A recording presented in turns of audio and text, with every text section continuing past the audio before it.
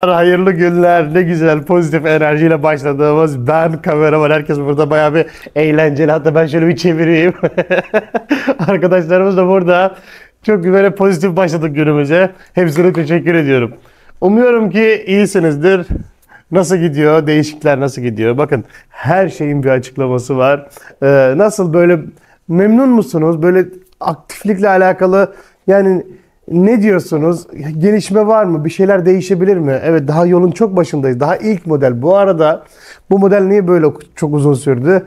Detaylı anlatıyorum. Birkaç gün sonra bu ürün bitmiş olacak ve ilk model böyle. O bir modeller de böyle olmayacak. Çünkü ben size artık yavaş yavaş gelişmiş, daha işi biraz daha öğrenmiş, pratikliğe daha çok yatkın, baktığından artık tam anlamıyla anlayan bir grup olarak hitap etmeye başlayacağım. Ama ilk modelimiz böyle devam edecek bitene kadar.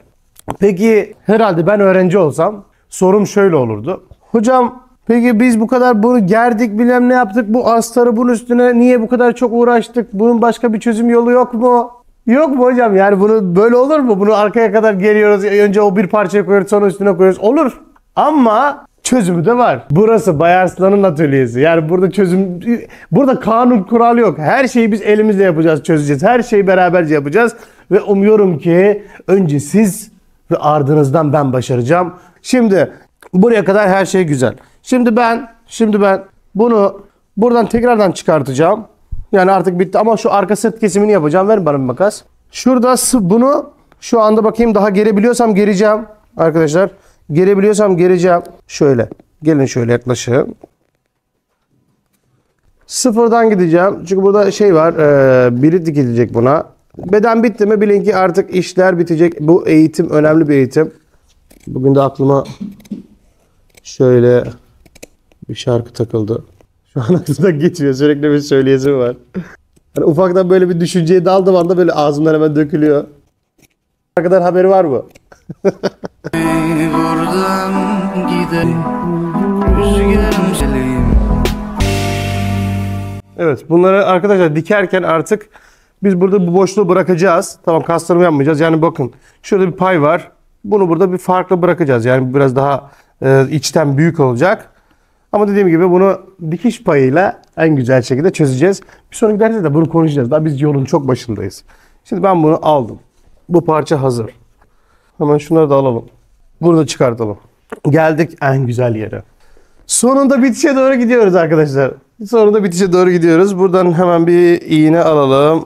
İki yakanın orta işaretini alalım. Şimdi değişmiyor tabii, bu yuvarlak yaka olduğu için bir özelliği yok. Yine de ben burada bir işaret alacağım. Hatta yani gerek bile yok ama yine de işareti alayım.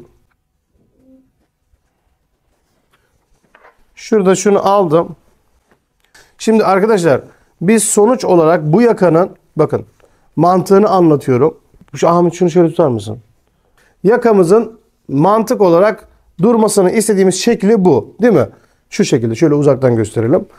Şu şekilde bırak, tam bana bırak. Yakamızın durmasını istediğimiz şekli bu. Yaka yani buraya oturacak. Ne yapıyoruz? Mantıken yeni başlamış arkadaşlara özellikle bunu vurguluyorum ki tam anlamıyla bu eğitimden tam anlamıyla istifade edilsin. Sonuçta ben tam anlamıyla hakkı size vermek istiyorum ki siz de tam olarak bundan istifade edin. Şimdi değerli arkadaşlarım, yakamız burada. Yakanın ortasını buluyoruz. Ne yaptık? Bu yakanın dar yeri, bu yakanın geniş yeri. Geniş yeri yakaya oturacak, dar yeri yukarıya gelecek. Yani şu açısı aşağıya, bu açısı yukarıya. Şimdi ben bunu alıyorum. Madem ki yakan böyle takılacak, değil mi? Madem ki yakan böyle takılacak, ben hemen bunu alıyorum, ortasını bulayım. Şöyle beraberce. Şurası. Ortası belli zaten şu anda. Şimdi ben de bunu bu şekilde alıyorum. İğnenin üstüne oturtuyorum. Böyle. Şurada şunu şuraya oturtuyorum artık. Bitti buranın işi. Önemli olan şunların uzun olması, yakada 0'a 0 gelmemesi. İnşallah da böyle bir hata yapmadık. Yaptıysak tekrardan kesmemiz gerekiyor. Bilginiz olsun. Şimdi ben bunu hiç durmadan yerden alın masadan. Masada uğraşırsanız sizi yorar. Hemen masadan alın bunu. Biraz kastıracaksınız tabii ki bu bölgede. Hemen şöyle. Hemen alın. Hiç çekinmeyin. Kumaşı da çok yumuşak davranmayın. Ama yaka olduğu için düzgün olmasını istiyorsak biraz yoğun iğne kullanacağız. Bakın, kumaşa çok yumuşak davranmayın. Siz şurayı sağlıklı oturtturun. Asla acımayın kumaşa. Oturacak yani. Sizin istediğinizi yapacak. Siz teslim olmayın zorluklara asla. Şimdi burayı da bakın kastırmanız gerekiyor. Yani şunu kıl payı kurtarmışız. Kıl payı kurtarmışız. Şimdi ben bunu şöyle iyi izleyin arkadaşlar. Yeni başlayan özellikle. Bu bölümler güzel bölümlerdir. Yani hayatımızı kolaylaştırır. Yakayı sağlıklı takmamız ile alakalı çok önemli anlar. Ve ben şu yakayı normalde biraz büyük yaptığımı düşünürken yakayı biraz yani daha da büyük düşünürken küçük yapmışım. Bu tarafı arkadaşlar burayı tamamladım. Hiç durmayın. Bakın böyle biraz gergin olacak. Tamam, yaka düzgün olması için. Bakın burada bazen hani genel olarak bu bizde vardır. Ya bu kadar da önemli gelir. Tamam kumaş ya koy ya gitsin ya. Bu önemli ya. Ya tamam yap ya. Böyle bir ahlakımız var. Bizim genel olarak böyle. Yani hepimizin olmasa da belli başlı arkadaşlarımızın böyle bir huyu vardır. Bende de vardı çünkü. Ta ki artık yaptığım işleri beğenmeyene kadar. Vardı bende de. Ne yapıyordum? Ya tamam ya olacak. İlk başlarda bu tabii ki. İşin ciddiyetini anlayınca, insanların o mutlu günlerine saygı duymaya başlayınca, şimdi o insanın şekli, rengi, tarzı hiç önemli değil. Sonuçta insanlar, bir grup insan buna hazırlanıyorlar ve özel gün için gelmişler değil mi? Ve ben eğer onun hayatına saygı duymazsam, böyle düşündüm bunları hep. Ben bunu yaparken o insanın o beklediği duygu var ya, ben burada aman ya ne kadar ucuza alıyorum mesela, örnek veriyorum. Diyelim ki ben bunu ucuza aldım ama basit ya bu ne ya hemen salla salla gitsin. O insan nasıl bekliyor biliyor musunuz? Bir empati kurun. Sizden nasıl oldu acaba kıyafetim diye nasıl meraklanıyor. Ve size gelip nasıl teşekkür edecek. Yani mutlu olduğu zaman, siz başarılı olduğunuz zaman size nasıl canı gönülden gelip teşekkür edecek değil mi? Belki sizin için çalışacak bile. Başka yere gidecek, diyecek ya filan filan yerde ben gelinlik yaptırdım süperdi. Bu hep çalışmadır işte. Bu insanları düşündükçe ben bu hızlı hızlı kaçışlardan yavaş yavaş vazgeçtim. Anladım ki her şeyin bir değeri var ve biz eğer buna değer verirsek güzel oluyor. Ve bu nedir biliyor musunuz? Şu anda bizim yaptığımız bu bizim sanatımız. Yani elimizdeki cevher diyelim buna. Eğer ben buna değer vermezsem cevherimin bir anlamı yok ki. Ne anlamı var bunun? Ben buna düzgün değer vermedim. İşime değer vermedim. İnsanlara saygı duymadım. Ne anlamı var hayatımın? Ben nasıl mutlu olacağım buradaki başarıyla? Değil mi? Nasıl mutlu olabilirim ki? Ben burada başarılı olup da mutlu olmak istiyorum. Evet, şu andaki duygular gibi. Yakayı yapabildik. Ya biz bunların kalıplarını çıkartabiliyormuşuz. Bakın bu duygular bizi sardı bile. Şimdi ben buna saygı duymasam, size saygı duymasam, siz benim müşterimsiniz şu anda. Eğer ben size düzgünce hizmetkar olmasam, şu andaki işten bahsediyorum.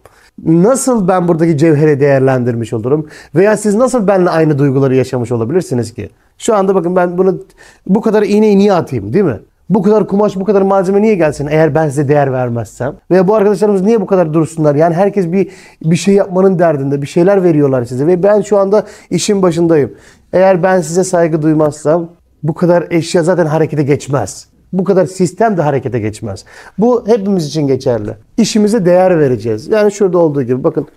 Hiç yorulmuyorum da, yani üşenmiyorum da. Ben yüzlerce, belki binlerce ürün yaptım.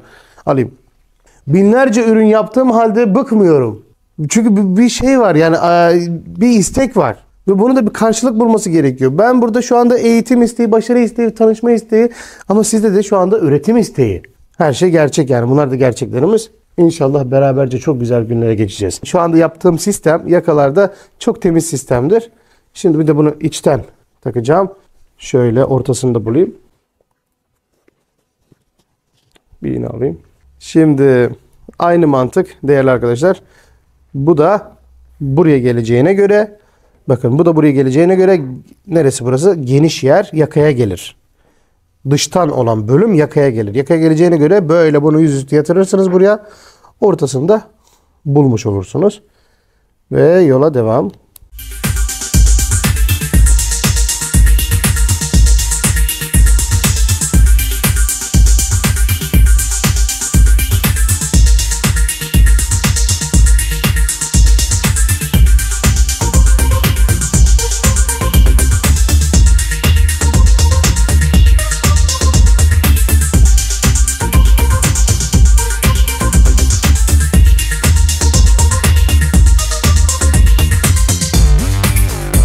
Burada yakamızı yapmış olduk.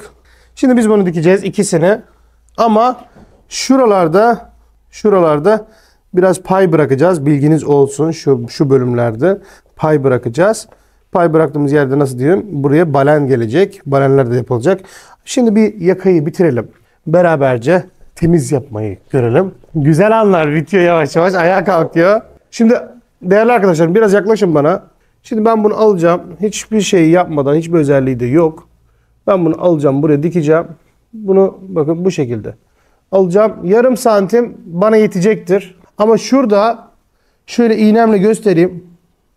Şunu bırakacağım böyle. Bakın dikkatli olun. Bunu da hepsinde yapacağım. Hemen bunu da aldım. Hatta şöyle. Bakın buraları açık bırakacağım. Ha, belki lazım olur değil mi efendim? Belki lazım olur. Açık bırakalım tedbirli. Daha kapamayı yapmayalım hemen. Ama yaka kapamasını yapalım. Bunu da şöyle devam ettireceğim. Bismillah. Başlıyorum. Evet. Yarım santimden dikmek benim için yeterlidir. Siz bunu istediğiniz gibi dikebilirsiniz. Tamamen özgürüz. Burada sadece dikiş mantığını öğrendikten sonra uygulamanıza ne arslan ne bayarslan kimse karışamaz. Özgürsünüz. Saygı da duymak zorunda. Yani burada öğrendiniz ya, tamam bitmiştir artık. Saygı da duymak zorunda. Yani ben şahsımı söylüyorum, size saygı duymak zorundayım. Niye? Öğrendiyseniz tamam, sizin de elbet bildiğiniz var. Ben her şeyi en iyi bilemem ki. Siz de her şeyi en iyi bilemezsiniz ama iyi bilebilirsiniz. Şimdi arkadaşlar bunu ben yaptım. Yakamı şöyle hazırladım. Şimdi ben bunu şu anda şöyle beden tarafına, yani glob tarafına dikişleri yatırıp güzel bir dikiş atmam gerekiyor. İçeriden yaparsanız hata yaparsınız arkadaşlar. Buradan yani bu şekilde tutup dikerseniz hata yaparsınız. Siz bunu bu şekilde dikeceksiniz. Yani şu dikişi bedene doğru yatıracak ve dikişi buradan dışarıdan göreceksiniz. Bilginiz olsun. Dikişi görmezseniz hata yaparsınız. Yamuk yumuk dikiş olur. Şimdi aldık, saten tarafından bu dikişi yapacağız. Hemen şuraya devam ediyorum. Ne kadar santim istiyorsanız artık o size kalmış. Şöyle çok güzel, muntazam, güzel bir dikiş yapacağız. Adımıza yakışır. Şimdi hemen başlıyorum. Hepsinin aynı olmasına dikkat ediyorum. Şekli aynı oturması gerekiyor. Ve dikişin de bedene doğru, şöyle göstereyim, bedene doğru yatması gerekiyor. Yatırıp tane tane hem geriyorum hem de güzel işçilik için, ismim için de adıma yakışır, karakterime yakışır bir işçilik çıkartmak için de burada şöyle muntazam, kusursuz bir yürüme. Bu şekilde devam ediyoruz. Önemli olan görüp bilmek. Evet bakın şu çımalı yere kadar, son tutulmuş yere kadar geliyorum. Şöyle sadece tutayım. Bitireceğim. Tamam, bu kadar yeterli. Şurada bir pay bırakın. Arkadaşlar görüyor musunuz? Dikiş kaymaması gerekiyor. Gerçekten burayı kaydırmayın. Yani bunlar çok önemli şeyler. Burası çok önemli. Ben müşteri olsam gözüme takılır. Şu dikişlerini nasıl anlıyoruz ustaları? Şu dikişlerin güzelliğinden anlarız. Temiz kalem gibi olacak, jilet gibi olacak. Yani tutup da beni rahatsız etmeyecek yani. Şimdi ben bunu aldım. Hemen şöyle Ahmet'e veriyorum. Hemen ötekini aldım. Biraz uzaktan göstereyim. Ötekini aldım. Şimdi bunu aynı işlemden geçireceğim. Sonra yaka kapamaya geçeceğiz. Hemen şunu aldım şöyle arkadaşlar. Yine buradan bir mesafe bırakıyorum. Şöyle şu kadar. Fark etmez. Bir parmak kadar bırakabilirsiniz. Hemen işime koyuluyorum.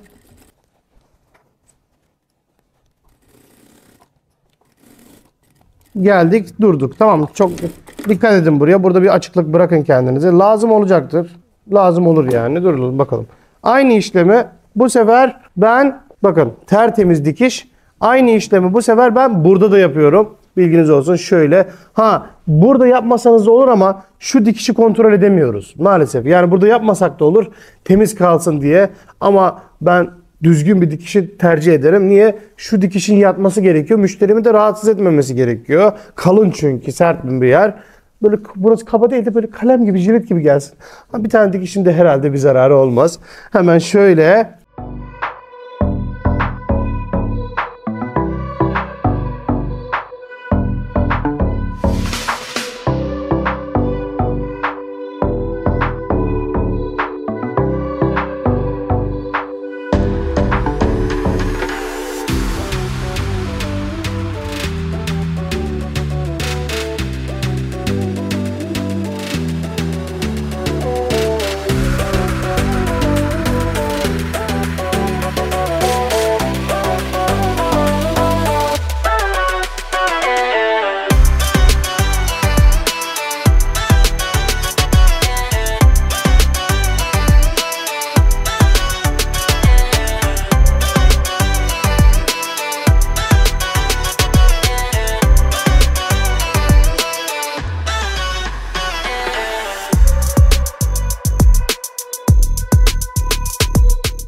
Aradığımız bu değil mi?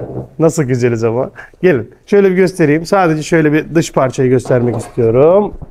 Şu yakarın güzelliğine bakar mısınız arkadaşlar? Şu duruşa bakın ya. Şuna. Oo, şu keskinliğe bakar mısınız? Yani bunu müşteri giydiği zaman acaba nasıl oturacak üstüne? Değil mi? Ne kadar titiz davranıyoruz işçiliğe. Bu kadar titiz davranıyoruz ama en fazla 2 gün sürüyor. Bakalım. Çok da uzun süren bir şey değil. En fazla 2 gündür gelinlik. Ben bakmayın eğitim diye tane tane gidiyoruz. Şimdi bunu aldık. Bir tanesi Ahmet'te. Gel bakalım Ahmet. Bir tanesi bende. Şimdi şunu şöyle yüzünü, kumaşını bana doğru tut, bekle. Burası arkadaşlar kumaşın yüz tarafı. Bedenin yüzü, bu da yüzü. Ben hemen bunu alıyorum. Nereden? Şu 2 kanattan aldım. Böyle. Şimdi hemen orada iğneleyeceğim. Çımasını da çekeceğim. Çok muntazam bir şey alacağız. İnanın, güvenin bana. Çok düzgün bir şey alacağız. Şimdi ben bunu, şu dikişi dikkat edin. Burayı çok kollamayın. Şu dikişler kollamamız gerekiyor. Şurasını. Çünkü birisi kaplama, birisi iç parça olduğu için beden farkı da oluyor. Şurayı kollayacaksınız. Artık sizin işiniz bitti. Şurayı kolladığınız zaman siz sonuca zaten ulaşacaksınız. Bilginiz olsun. Alayım. Şu anda bunlara bakmayacaksınız. Sadece bu yönüydü bu. Şimdi ben ne yapıyorum? Bu sefer şu anda ben kumaşı kolluyorum. Alt parçayı. Şurayı yani. Evet, şu anda ben artık burayı kollayacağım. Burayı bitirdiğim zaman beden oturumum daha iyi ve daha güzel olacak. Şimdi ben burayı aldım, iğneledim. Tut elimi buradan gidelim. Şimdi bunu bakın. Hatta şurayı bir göreyim öncelikle. Oturuyor ama ben yine de öncelikle buradan başlayayım. Evet. Ben ne yaptım şu anda? Bedenden gittim. Bedenimin, şu kumaşların birbirine oturmasından gittim. Yakaya gitmedim. Yakada kaymalar olacaktı. Çünkü bir tanesi biraz geniş dikildi, yani bir kesildi. Bir tanesi biraz daha dar kesildiği için kaymalar olacaktır. O yüzden ben 2 kumaşımı göz önünde bulundurdum ve şu anda da işi bitiriyorum. Hemen aldım. Bakın burada zaten fark belli etti kendini. Hemen burayı aldım. Şöyle başladım.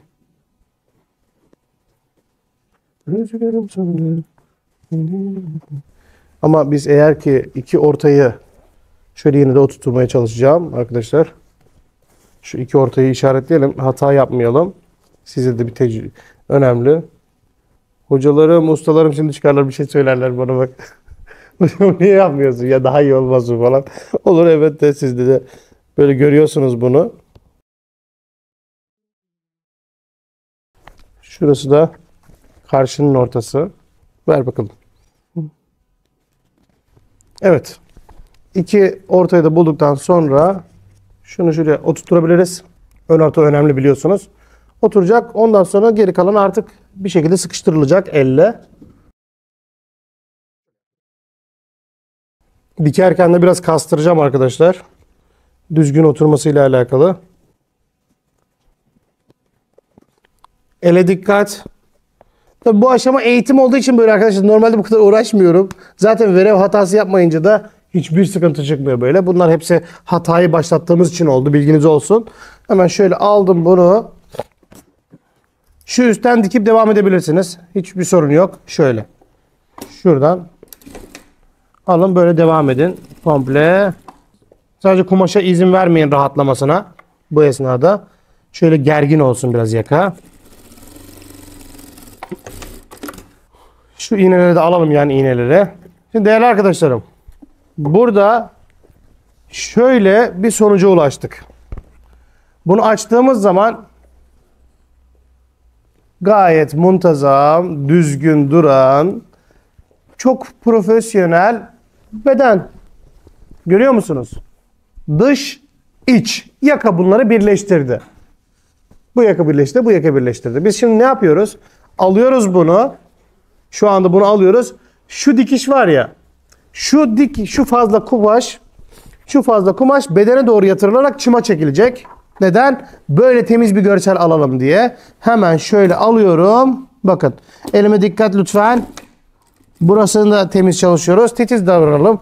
Şöyle elimle gerdim. Şurayı da, kumaşı da, alttaki kumaşı, dikişi bedene doğru, gloplara doğru yatırdım. Devam ediyorum.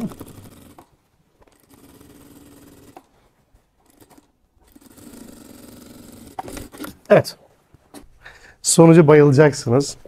Ama şimdi bu böyleydi. Şimdi masada mantığına bir bakalım. Mantığı ön beden ile ön parça ile arka parçayı ortada birleştiren bir yaka. Yaka bunu birleştiriyor. Yakadan kaldırdığınız zaman omuzları temiz alıyorsunuz. Yakayı da temiz alıyorsunuz. Böyle. Çımaları hazır. Her şey tamam. Böyle geliyor. Böyle alıyorsunuz. Şöyle de gösteriyorum. Daha ütülenmemiş. Ütülendikten sonra zaten jilet gibi duruyor. Şimdi şunu şu şekilde. Ben yakayı çok yüksek sevmiyorum. Yaka düzgün, yani seven de vardır, sevmeyen de vardır. Tercih meselesi. Ben sevmiyorum çok yüksek yakayı. Bir değişik duruyor yani. Ha, uzun boylularda uzun yaka güzeldir. Bilginiz olsun ama orta boylarda uzun yaka biliyor. Bir değişik duruyor. Ama uzun boylarda güzel duruyor yakanın yüksekliği. Şimdi şöyle aldık şu omuzlara da şöyle gördük. Elimizde şu anda böyle güzel bir sonuç var. Hemen şöyle atalım bakalım. Hocam ne yaptınız ya? Nasıl gidiyor? Bakalım bakalım bakalım.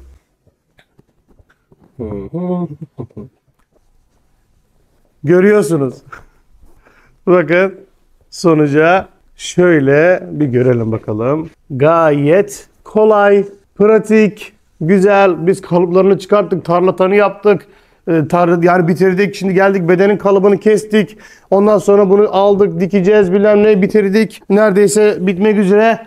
Yani her şeyi yaptık. Dış etek falan kaldı, tasarım kaldı ama şu an çok yavaş ilerliyorum. Eke eke gidiyoruz. En güzel şekilde gidiyoruz. Şimdi bunu bu şekilde gördüysek, şurası göründüyse şöyle her şey tamam. Güzel. Beğendik. Arkadaşlar siz de yorum yapar mısınız bununla alakalı? Nasıl duruyor ilk bakış, ilk görünüş, başarı oranı, duruş? Bir bununla alakalı yorum yapın. Şimdi ben bunu burada bırakıyorum. Benim şu anda sırtı bağlayabileceğim bir sisteme ihtiyaç var. Metreyi alayım. Gelin şöyle bana bir yaklaşın. Şuradan ölçümü alıyorum. Aşağıya doğru. Kaç santim burası efendim? 40 santim. Biz biraz daha uzun yapalım. Fazlalık içte kalsın. Hiç riske atmayalım. En son kesebiliriz de. Temiz de yapabiliriz bunu. 40 santim. 43 santim. Şimdi bizim 43 santimlik balen ihtiyacımız var. 2 tane. Bu balenlerin her birine şu anda birit hazırlanacak. Bağcık yuvası hazırlanacak. Bakın onu bile hazır kullanmıyoruz ha. Nasıl? Onu bile hazır kullanmıyorum ha. Bak hepsini yapıyoruz ya. Burada hepsini beraber çıkartacağız. Sevgili arkadaşlar. Şimdi 43 santimlik balen kesiyorum. Hatta 2 tane keseceğim ben. Biri bu. Bir tane daha alayım. Sonra bunları dikerken beni rahatsız etmesin diye. Şöyle bir ütüleyelim bunu. Bir de tükenmez kalemimiz var mı mürekkepli? Mavi var ya.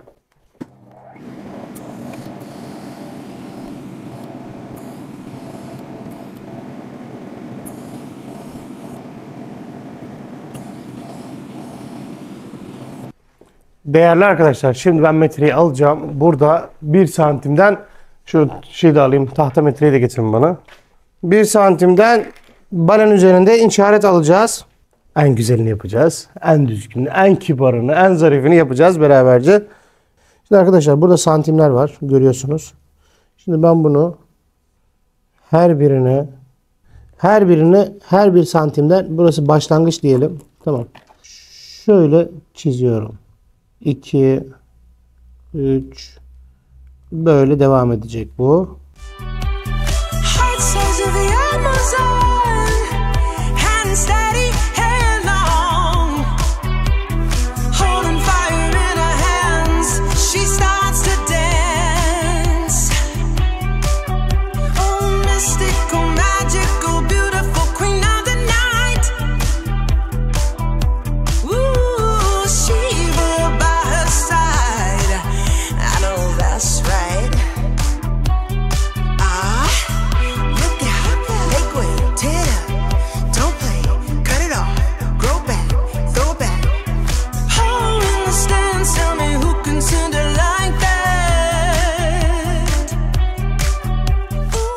Şunun kalemin arkadaşlar herhangi bir kalem bu olur, bunlar olur fark etmez.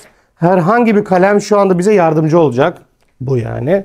Bu kalemin altını kullanıyorum. Ben işarette şurada bir biritimiz de burada. Evet, rengimiz de uyuyor. Tabii kontrol ettik ama yine de şöyle bir test ediyorum. Rengimiz buna uyuyor. Aldık bunu. Tabii bunu da ismini zikrettik. Balen sıçan kuyruğu ya da birit. Piyasada tanınan ismi. Şimdi arkadaşlar bunu buyurun şöyle. Şöyle. Tamam. İlk parçayı koyduk. Şöyle fazla biraz da bol alalım.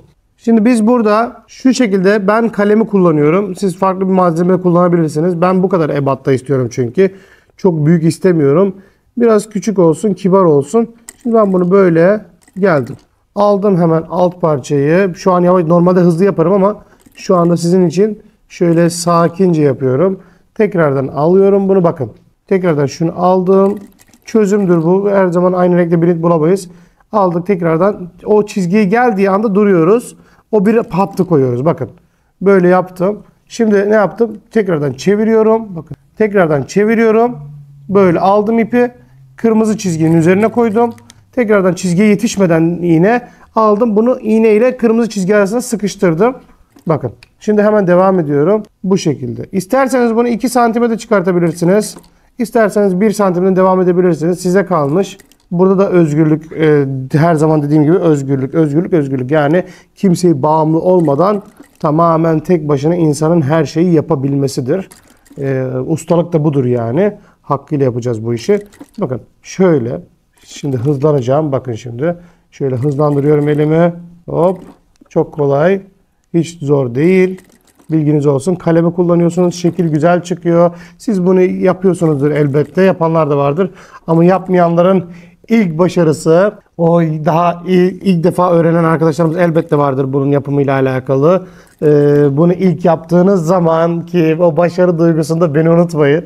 Böyle çok güzel şeyler, yani çok güzel duygular. Siz bana teşekkür etmeden önce ben size teşekkür edeyim. Yanımda olduğunuz için. Şöyle kalemi koymayı unutmayın. Kalem sizin ölçü işaretiniz. Yani çap işaretiniz. Hemen şöyle. Önemli şeyler, yani önemli değil ki ufak ama önemli şeyler konuşacağız. Burada balen üzerine bu ürünü en az 3 dikiş. Ben en az 3 dikiş diyorum. Nasıl güzeliz ama. Nasıl düzgün değil mi her şey? Bu pratikliği bazen arkadaşlarımız biritleri böyle alıp küçük küçük kesip uçlarından dikiyorlar. O da olabilir. O da olabilir. Ha, bu israftan kaçınmış olursunuz. İstiyorsanız, ama ben bunu işin ustaların yapacağı iş değildir, bu bilginiz olsun. Usta eğer burada zaman kaybederse zarar eder. Usta zarar eder, bilginiz olsun. Şimdi ben bunu burada, evet, makası alayım. Şimdi arkadaşlar bu bitti. Bu bitti. Şimdi ben bunu hiç durmadan hemen şöyle tersten bir dikiş. Bu sefer nereye? Uç tarafına. Bakın bu sefer uç tarafına. Hiçbir fırsata kopmaya. Diyelim ki biz bunu aldık, müşterimize teslim ettik. Ya müşterimiz de koparsa, değil mi? Bütün emeklerimiz ya çöp olursa. O yüzden tedbir alıyoruz. Yavaş yavaş. Ben hem sondan hem baştan hem ortadan şimdi dikiş atacağım. Bunu buradan diktim. Bakın böyle. Kapattık artık. Yani kopma falan fırsatını engelledik. Ne oldu? Tertemiz oldu. Şimdi ben bunu aldım. Ortadan dikeceğim ama inşallah ip kopmaz. Normalde kopartır. Ortadan diktiğim zaman ne olmuş oluyor? İşi garanti etmiş oluyorum. Müşterim bunu giydiği zaman, sırttan bağlarken çektiği zaman veya yani satıcı kişi bunu kastırdığı zaman hiçbir şekilde bu biritlerin bundan etkilenmemesi gerekiyor. O da nereden geçiyor? Şundan. Evet. Nasıl ama? Nasıl temiz değil mi? Nasıl düzgün? Aldık bunu şimdi. Biz bunu buraya koyduk. Ha, isterseniz bunu kesebilirsiniz. İsterseniz içeride de bırakabilirsiniz. Şu tarafı. Ama bizim kullanacağımız taraf şurası. İsterseniz kesin, isterseniz içeride bırakın efendim. Hiç fark etmez. Hepsi aynı. Şimdi biz bunu alalım.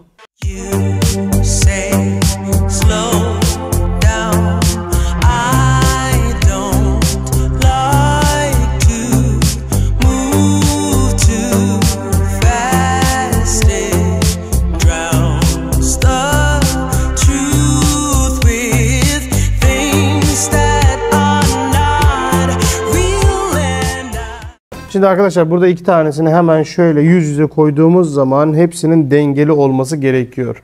İki takım da bütün biritlerin bu şekilde, şöyle bir şey bakalım. Şöyle bütün şekilde bunların karşılıklı olması gerekiyor. Hatta ben şu anda şunları keseyim, daha net bir şeyleri görelim. tam anlamıyla şunları keseceğim.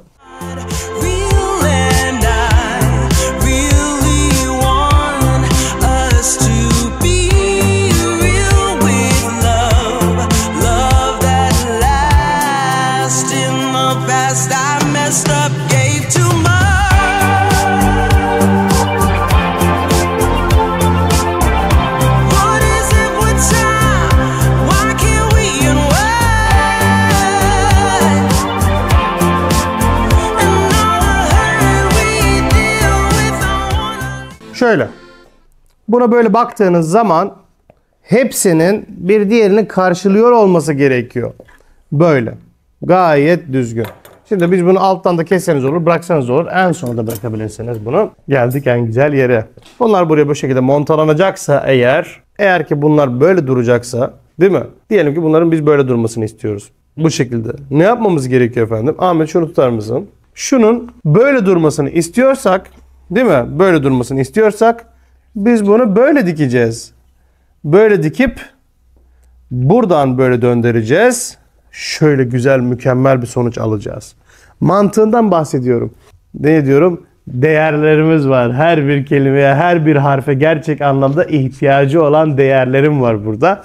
Ve onlar için de özel olarak davranıyorum. Şimdi burada mantığını anlatıyorum. Eğer ki bu birit böyle duracaksa, hanımefendi, beyefendi, değerli kardeşim, burası eğer böyle duracaksa biz bunu böyle yatırıp böyle dikiyoruz. Sonra diktikten sonra bunu artık mantığına bakacağız, ne yapacağız ve tertemiz bir şey alacağız sonuç olarak. Şimdi biz bunu alalım. Anladık değil mi? Anladık umuyorum. Şimdi hemen geldik. Uzatmıyorum. Sonuçta sırt kesimi yapılmış, her şey bitmiş. Kol evine şu an hiç karışmıyorum bile. Onunla muhatap bile olmuyorum şu anda. Şu an ben bunu aldım. Ne dedim? Eğer ben bunun böyle durmasını istiyorsam, böyle dikip böyle çevireceksem hemen bunu alıyorum. Buraya dikimimi yapıyorum. Şöyle. Bakın şu çizgiyi geçmeyin ama. Şuradaki dikiş yerine geçmeyin sakın. Şöyle biraz aşağıya mesafe verin. İkisini de aynı yapmaya çalışın. Bakın. Gelin, çok önemli. Makas alayım ben bir tane ve iğne de alacağım. Arkadaşlar şuradaki mesafe gerçekten önemli. Temiz durması için önemli. Biz bunu ne yapalım? Biraz çok yukarı değil de düzgün çıkmasıyla alakalı. Tam profesyonel. Ya benim yaptığım işin bir değeri olması gerekiyor, değil mi?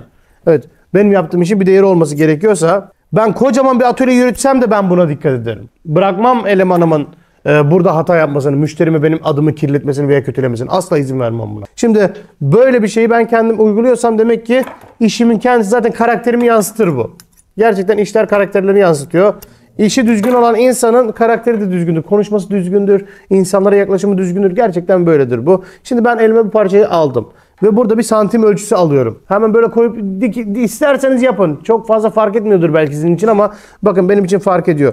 Ben bunu eğer sıfırdan dikersem olmaz. Şurada bir mesafe bırakmam gerekiyor. Yani nasıl katlandığı zaman şöyle düzgün duran bir manzara istiyorum ben, değil mi? Düzgün. Şurada biraz şöyle bir ufak bir santim boşluk kalsa ne kadar güzel olur. Hemen ne yapıyorum? Aldım. Diyorum ki ben bu biriti, bu balene ne kadar santim bu, bakın. Şöyle hemen şuraya koyuyorum. Diyorum ki ben bunu şurayı 1,5 santim boş bırakarak dikmem gerekiyor. 1,5 santim. Evet, işaretim bu. Karşı tarafa da aynı şekilde 1,5 santimden işaret alacağım. Bakın böyle. Şu şekilde. Buradan da işaretimi alıp bırakacağım bunu. Biritimin tam buradan başlamasını istiyorum. İstersem aşağıya da indiririm. Ama ben şu anda tedbir amaçlı böyle gidiyorum. Şimdi ben bunu aldım. Tamam. 2 tane çift taraf işaretimi yaptım. Yürüyorum şu anda. Hemen aldım bunu. Makinenin altına tekrardan yatırdım. Ve başlayacağım dikişe. Yani ne yapıyorum? Şu biritimin sıfırı, şu biritimin sıfırı iğnenin sıfırına gelecek. Böyle. Şunu da şuraya oturtun, korkmayın. Bağcıklı olduğu için o teni sıkacaktır. Vücudu sıkacaktır. Hemen şuraya arkadaşlar şöyle. Evet, başladım. Nereden? İğne işaretimi de almıştım. Şöyle altına bakıyorum kaptırmamak için kumaşı. Şöyle arkadaşlarım ilk dikişimi yapıyorum. Bakın ikinci dikişi de yapacağım ama biraz bekleyin, sabırlı olalım. Şöyle. Şurada fazla bunları yiyebilirsiniz. Şunları takip etmenize gerek yok. Birlikte bunları yiyebilirsiniz. Hiç önemli değil. Şöyle düz. Evet. Bu şekilde şimdi biz bunu yaptık. İkinci bir dikiş şöyle olacak. İkinci dikişin kendisi balen ile birit arasından olacak. Şurada. Niye? Biz kendimize şu anda yol işareti alıyoruz. Bedenimiz bittiği zaman sırttan balen gözükmesin diye. Aradan beyaz bir hat çıkmasın. Temiz yapıyoruz işi. İlk dikişi yaptık. İkinci dikişi zaten sağlamlık babında çok önemli. Şimdi gel buyurun şöyle. Evet. İkinci dikişimi ben balen ile biritlerin arasından yapıyorum. Bakın. Çünkü o birini ben rehber olarak kullanacağım. Pusula olarak kullanacağım yani bu şu anki yaptığım dikişi. Ben de istiyorum ki bedenimi bitirdiğim zaman aralardan balen, çirkin, beyaz görünmesin. İşim gerçek anlamda yaka dikişim gibi düzgün olması gerekiyor sonuç. Ben rehberimi de yapmış oldum. Eğer ben bu rehberi yapmamış olsaydım arkadaşlar balenim buradan gözükebilirdi. Ama şu anda balenimin gözükmesi mümkün değil. Bakın görüyor musunuz? Hani bir şeyler çalışır ya başımıza gelmiştir. Eğer biz bu sektördeysek başımıza kesinlikle gelmiştir. Hepimizin başına gelir. Yani dikkat edeceğiz. Temiz iş yapacağız. Hemen aldık. Şöyle şunu da şuradan. Aynı işlemi buradan devam ettiriyorum. Dediğim gibi sırttan şuraya 0 oturtuyorum. Bakın ne kadar düzgün çıkacak sonuçta anlayacağız. En son anlayacağız. Ben şimdi bunu buraya oturtturdum. Hemen şöyle aldım. Düz iniyorum. Bağcıklı olduğu için arkadaşlar ne kadar sıkarsa o kadar iyi. Biliyoruz bunu. Ama çok da tabii ki çok devasal bir fark bırakmayın lütfen. Düzgün olsun işlerimiz. Şimdi ilk etaptan tamam. İlk dikimi yaptık.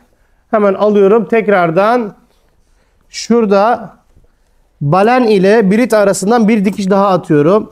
Bu arkadaşlar aslında asıl hedef burada güçlendirme. Dikkat edelim buna. Yani biritimizin kesinlikle kopmaması gerekiyor. Ben burada ne yapmış oluyorum? Bunu hem balene dikmiş oluyorum hem bedene dikmiş oluyorum. Ondan sonra bedenleri de birbirine dikmiş oluyorum. Bu sefer de bir arkadaşımız vardı. Ben bunları söylerken aklıma geldi. Ben hiçbir zaman insanlara şey yapmam. İşte bakın ben daha iyi bilirim. Asla yapmam. Hep saygı duyuyorum. Mesela bir şey anlatır bana. İşini över. Çok da beğenirim. Beğenmesem bile onu daha iyisini yapabileceğini bildiğim için çok güzel yapmışsın diye onu desteklerim manevi açıdan.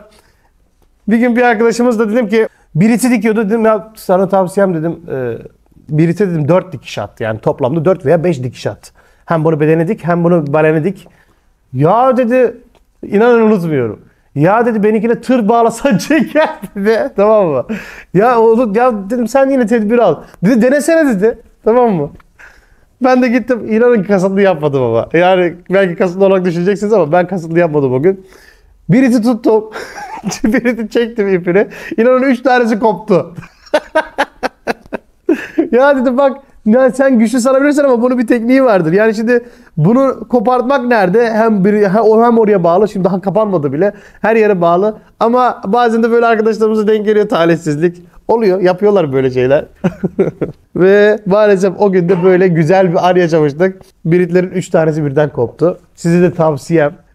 Sizin de biritlerinizi tır çekebilir. Yani böyle oluyor. Dikkatli olalım. Sonuçta tedbir amaçlı bu hizmet sektörü.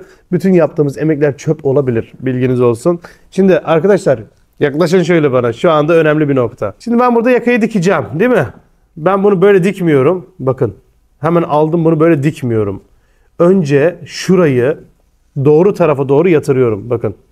Şurayı nereye? Bedene doğru yatırıyorum. Bu nereye dikilmişse oraya doğru yatırıyorum. Ve yatırdıktan sonra şuraya bir iğne atıyorum.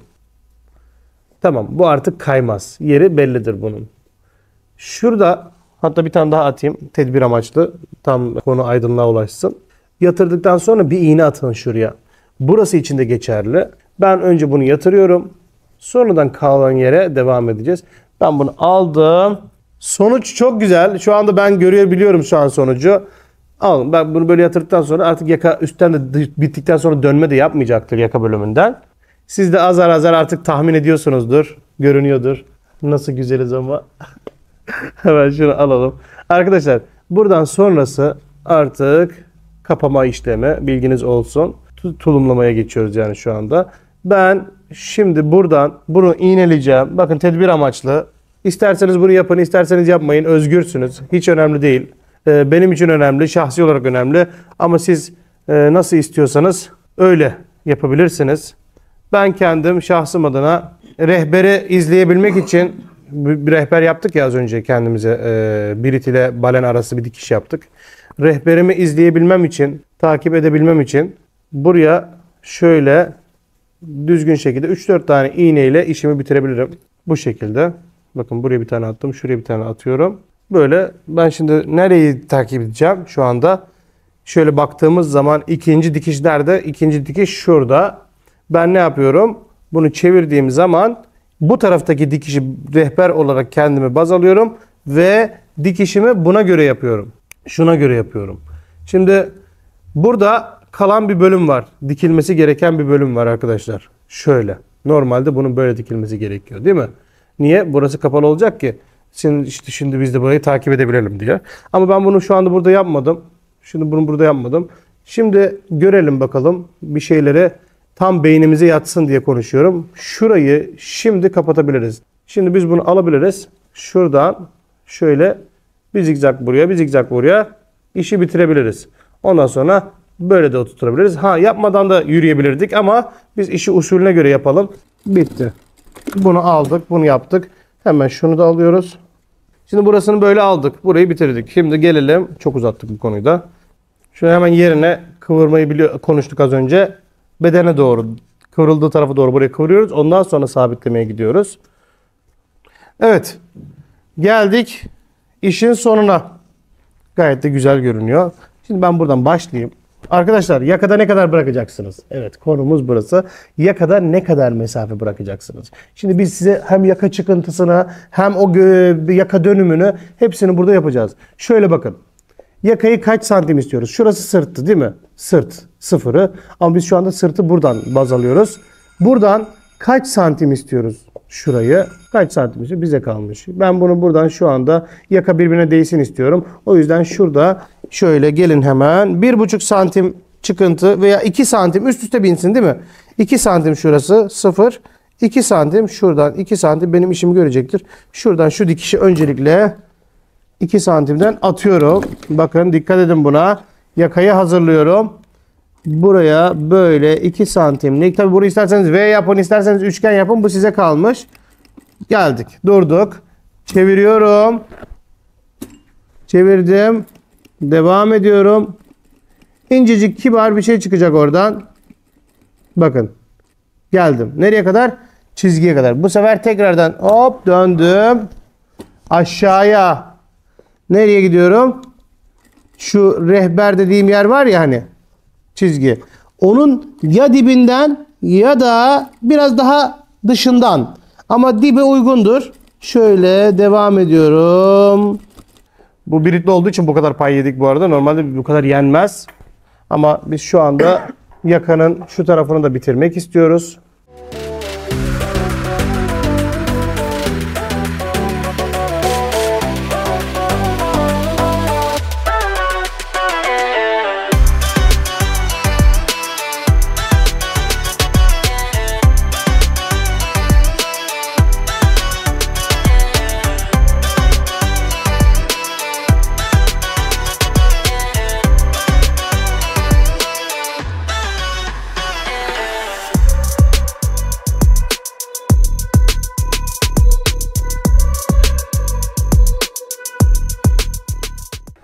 Bir görelim.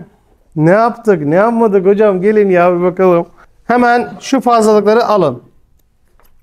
Sonra şuraya bir dikiş bir kesik atın şuraya. Şöyle. Tamam. Şöyle bir kesik attık. Rahatlattık yani. Şuraya da atabilirsiniz. Bakın. Şöyle üçgen. Tamam. Buraya da attık. Aynı işlemi buraya da yapıyoruz. Şöyle üçgenin ağzını açtık. Sonra bir de şuraya bir kesik atıyoruz. Kestik burayı da rahatladı. Evet. Şimdi sonucu şöyle gelin. Şöyle içine baktığınız zaman içinizin açılması lazım. Şöyle içine baktığınız zaman içinizin açılması lazım. Ve biritlerinizin böyle muntazam olduğunu görmeye başlayınca şu anda ben bedenimi çeviriyorum. Ama öncelikle şöyle parmağımı şöyle parmağımı bedenin yakasına taktım. Şu yakanın olduğu yere biraz darmış. Hatta çok da ince ve kibar olmuş. Hemen şöyle önce yakayı çıkartıyorum. Hatta bir tornavida alabilirim. Önce yakayı çıkartacağım. Birinci adım bu. Burada genişletme olayı tamamen özgür, bağımsız olarak size bağlı. Nasıl istiyorsanız öyle yapabilirsiniz. İsterseniz bu yakayı da iptal edebilirsiniz. Ama bu yakanın kendisi kibar ve küçük olduğu için zarif. Hiçbir şekilde sizi rahatsız etmeyecektir. Bir burayı yaptık. Hemen şurayı da çıkartayım. Bakın. Dikkat ediyoruz. Yakayı da çıkartalım.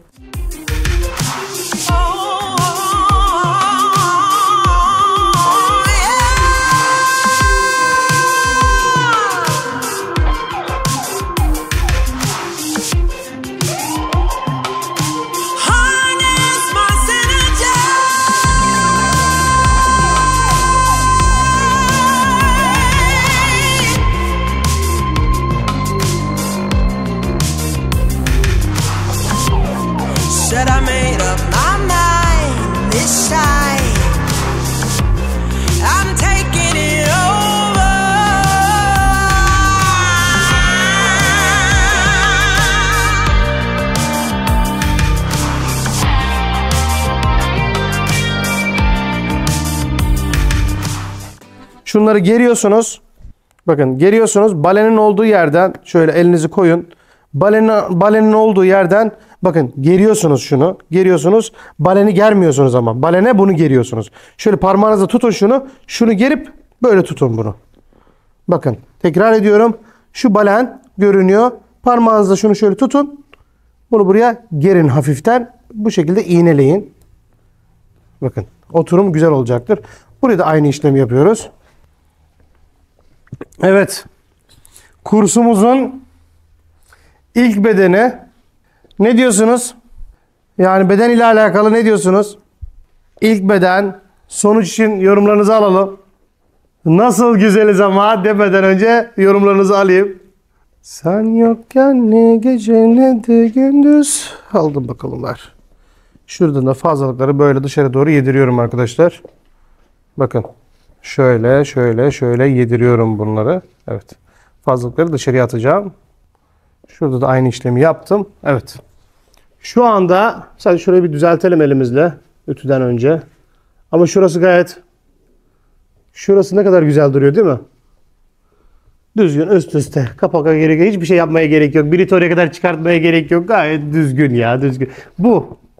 Aldım. Ama ütü o tarafta.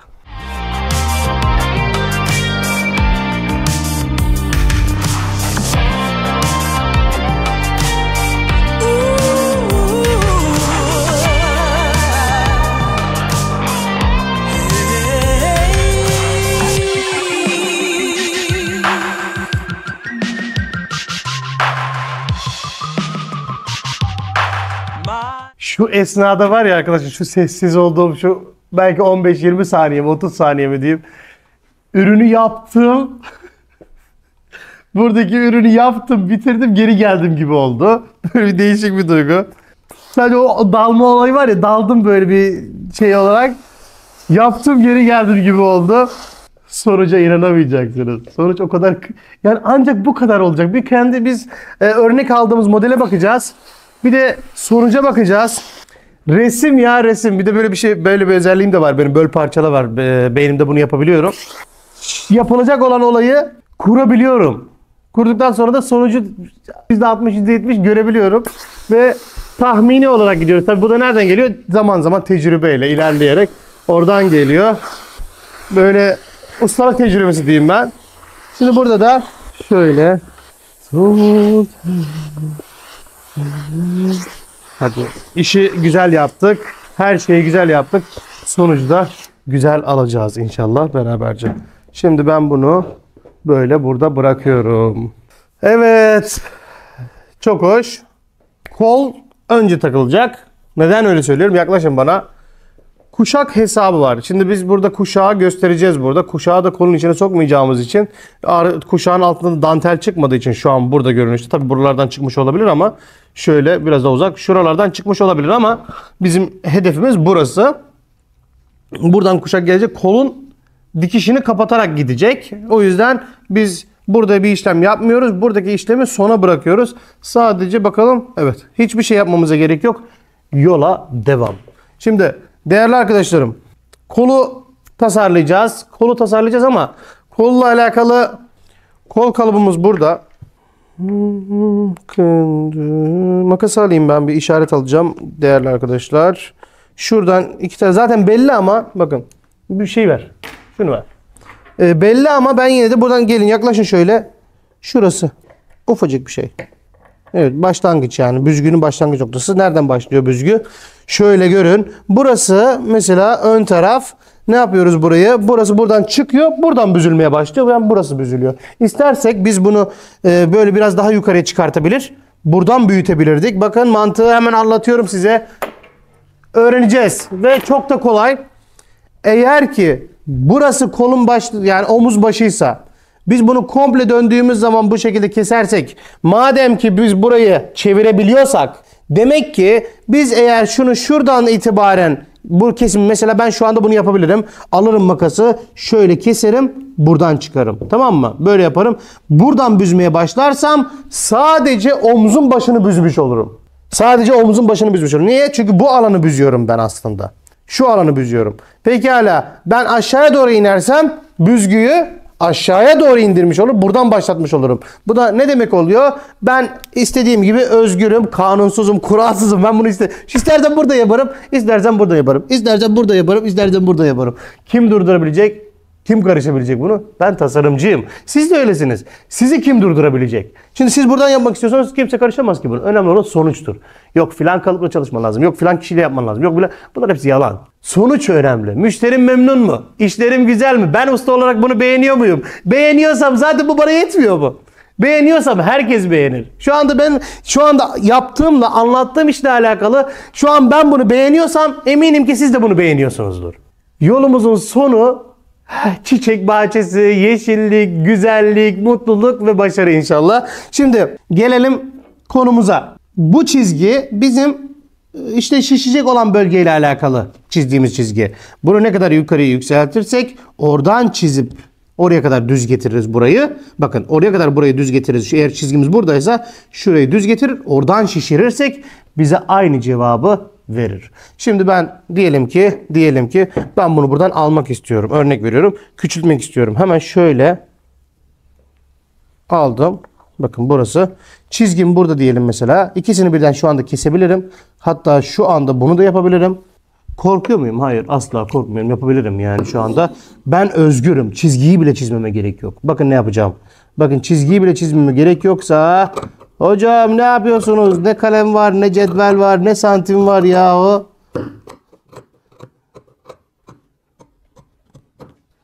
Ne yaptım? Yukarıya çıkarttım. Alırım bir de buradan şöyle güzel bir işaret atarım.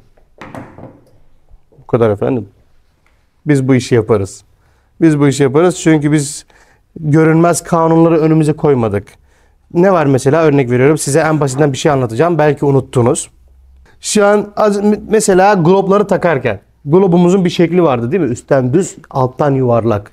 Aslında onun o şekilde düz olmasını kabul etmemiz kendimize görünmez bir sınır, görünmez bir engel yapıyoruz aslında. Ne zaman ki o sınırı bozduk, ya biz bunu da istediğimiz gibi çevirebilirmişiz ya. Kendimize asla sistemlerin bizim üzerimize uyguladığı engelleri tanımayacağız. Kabul etmeyeceğiz bunu. Ve eğer ki bu kanunda böyle gerekiyorsa yapmayacağım ya. Ben farklı yapacağım. Ama ne olabilir ki? Şu an bakın değişik bir şey yaptım. Bu ne ya? Değil mi? Bakın şöyle. Değişik bir şey. Hiçbir özelliği yok. Gayet de çok da güzel duruyor. Şimdi ama şöyle bir şey var. Şuranın oynamamı, bu verev kumaş. Şu anda bu çok hemen bozulmaya müsait bir kumaş bu. Ne yapmamız gerekiyor arkadaşlar burada? Şu bölge ve şu bölge telalanması gerekiyor. Nasıl telalanacak bu? Hemen tela parçalarımız vardı. Şöyle göstereyim. Bunlar bedenimize uyguladığımız kumaş telalar. Bedenimize uyguladığımız kumaş telalar. Hatta şöyle bir şeridimiz var. Bunu da değerlendirebiliriz. Kumaş telamızı kol kalıbının çerçevesine bunu entegre etmemiz gerekiyor. Bu bakın, bu şu anda bozulmamış bir kumaş. Daha oynatmadık yerinden. Oynadığı zaman bozulacak. Bana güvenin, bozulacak. Kesinlikle bozulacak. Şimdi ben bunu alıyorum. Şuradan hemen ince, çok da kalın olmayacak Çok da kalın olmasına da gerek yok. Benim için önemli olan kolun rahat kullanımı. Müşterim bu kolu Lycra gibi kullanacak ama duruşu da düzgün duracak. Ben de hemen bunu alıyorum. Şöyle. Boy önemli değil. Tamamen size kalmış. Yani siz bunu ayarlıyorsunuz. Zaten boy orada sabit. Yeri de belli. Hemen bunu alın. Şöyle ince şeritler halinde kesin. Hiç kolunuzun oynamasına izin vermeyin. Şimdi ben bunu alacağım. Tela bu. Hiçbir özelliği yok. Telamı buraya yapıştıracağım. Bakın şöyle. Hemen bunu hiç bozmuyorum. Bakın hiç bozmuyorum. Verev kumaş bu ve bozulmaya çok müsait. Verev kumaş ve bozulmaya çok müsait. Şimdi ben bunu buraya getiriyorum. Şimdi bir de bunun bizim orada daha önceden şöyle şunu koyuyor. Hemen gelin arkadaşlar, hiç uzatmayalım. Bakın çok oynatmayın yerinden. Asla oynatmayacaksınız. Evet, tamam. Buraya da yapın.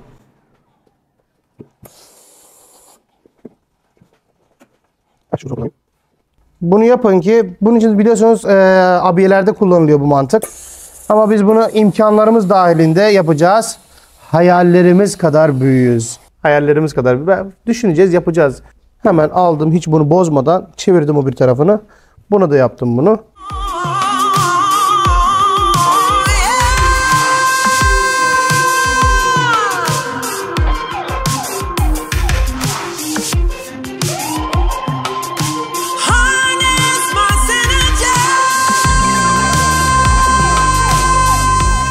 Tamam. Bundan sonrası bizimdir. Artık bitti. Bundan sonra hiçbir şey yapamaz. Bu konu kapanmıştır. Şu an hiçbir şey değişmez. Artık oynayabiliriz. Bakın. Serbestleştik, özgürleştik. Niye? Çerçeveyi yaptık. Burası zaten bozulmadığı sürece sorun yok. Bakın iki taraf. Artık tuttu. Bu iş bitti. Paça telasıyla konuşmamız gereken bir konu. Arkadaşlar bu paça telası. Bunun 1 santimler, 1,5 santimleri var. Paça telası. İsmi paça telası. Çift taraflı tela. Şöyle size detaylı göstereceğim. Yaklaşın bana. Bu şeridin içerisinde şöyle silikona benzer bir malzeme var. Bu hemen ısıyla eriyebilen bir malzeme.